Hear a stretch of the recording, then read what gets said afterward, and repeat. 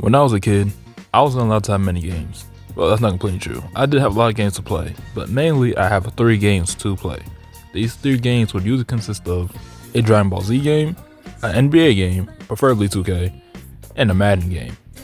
These would be the 3 games I play year round. And for a Dragon Ball game, this played for at least 2 to 3 years round.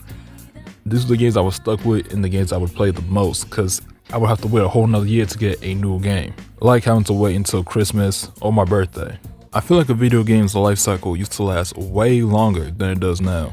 As back then, you get a game and that's the game you're playing for a year. Hence why we had yearly releases when it came to video games.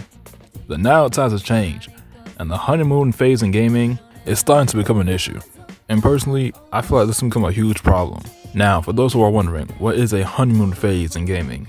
Well, according to Google, in gaming, a honeymoon phase refers to the early stages of a player's experience with a new game, where everything feels fresh and exciting and the mechanics are still novel, leading to a heightened sense of enjoyment and engagement, often with minimal challenges or frustration, similar to the initial excitement of a new romantic relationship in life. So basically, a honeymoon phase, in gaming at least, is when you get a game and you think there ain't nothing wrong with it. It's just the perfect game and you love it. You don't really acknowledge much of the flaws, any mechanical issues, gameplay issues, etc, etc. You just think, hey, this game fire, and I'm finna be playing this game year long, bro. And then a month pass, and after that month pass, you start looking at the game a little differently, a little side-eye. Not saying that bug that was in the game that you didn't know so much. Nah, bro, that bug need to be patched, gang. Hey, that gameplay issue, yo, bro, they need to patch this, bro. Yo, low-key, this game kind of trash. This game was unfinished, bro. This game needed more time to be developed, bro. This game is garbage. Are usually things you tend to say after that honeymoon phase comes to an end. And just like that, it's over. Depending on the game, you might come back to it, but you're probably gonna go on to the new game, play that game for a month, realize its flaws, complain about that game, and continue the cycle. But depending on the game. Now you're probably wondering, so what's the issue with this?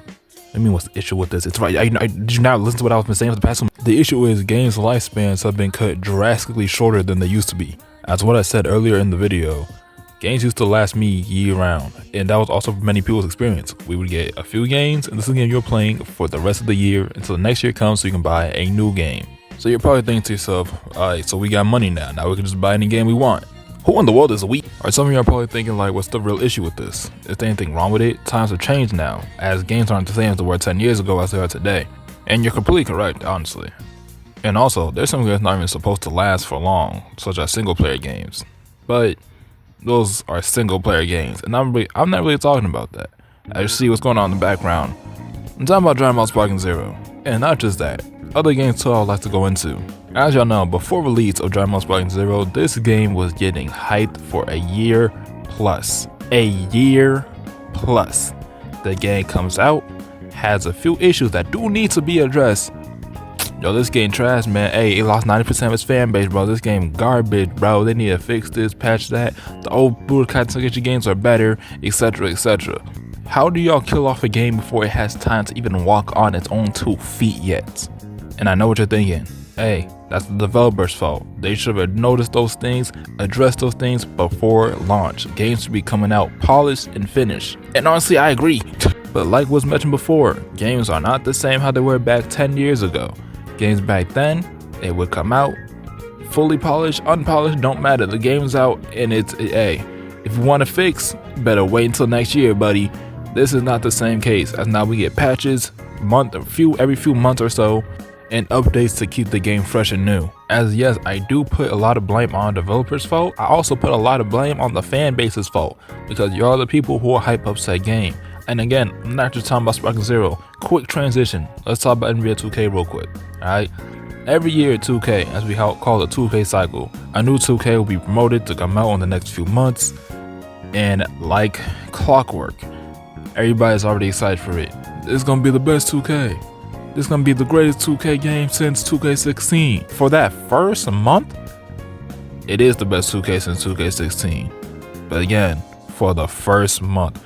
And the problem with this is for people who do not get the game immediately, they get to listen to these reviews. Oh, this is the best 2K in ages. Oh, this is the best game since this. But after that month pass, a whole new experience. Now the game trash, the game stinks, etc, etc. When 2K just came out, I seen so many videos talking about how amazing the gameplay was, and all sorts of things. Now I'm seeing videos on how 2K is dead, the game's trash, the game's garbage, and it needs to just be thrown out. Where's NBA Live? Which I agree with, by the way. Where is NBA Live at? And I see this with not just 2K, but so many other games. Again, Sparking Zero, any other fighting game, any other sports game such as Madden. Madden and 2K are the two culprits for this situation because every year we know what to expect. The game's gonna have flaws, the game's gonna be broken, the game might be trash, but no, we fall for it every year. We stay excited for the game comes out, we love it for the first few weeks, the game's trash the rest of the year. And in a few years time, we're gonna look back on that game and call it the greatest game of all time. You see the issue I'm talking about here? There's an issue that's starting to lie when it comes to the honeymoon phase and also the nostalgia afterwards. And I think the two main issues are, one, we are simply overhyping games too much. Maybe we just need to chill out. I understand the hype for a game is always going to be, well, hype, especially for a game like Sparking Zero, especially for a new Call of Duty game, especially for a new 2K, Madden, etc, etc. But personally, I feel like we need to keep our expectations at a low at times so we're not all disappointed, you know?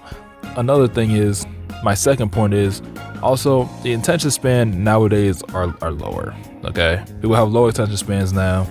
Hey, no one's gonna be able to stick to one game or a few games even for maybe year round. Me personally, I still do, and I know there's other people who do as well, but I don't know.